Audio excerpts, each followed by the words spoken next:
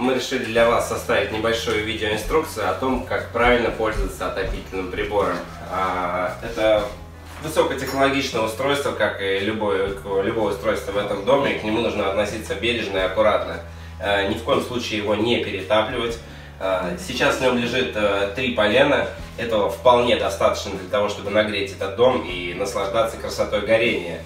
Поэтому старайтесь не наполнять ее полностью. И как только печка разгорелась достаточно сильно, огонь у нас, так сказать, уже почти полностью заполнил топочную камеру, можно в таком случае даже уже ограничивать немножко горение, прикрыв систему подачи воздуха. Самое важное во всем этом, чем медленнее горит отопительный прибор, тем лучше. Меньше идет расход дров, больше тепла остается в доме, а не улетает в дымоход. И вы не перетапливаете систему. Очень важный момент, чтобы в доме не пахло гарью, открывать дверьку можно в тот момент, когда уже там остаются одни угли. Но ее можно открыть даже сейчас.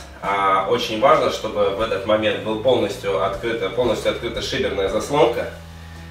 Вы отодвигаете ручку, открываете ее всего на пару миллиметров и даете ей продышать, чтобы убрать оттуда все дымовые газы.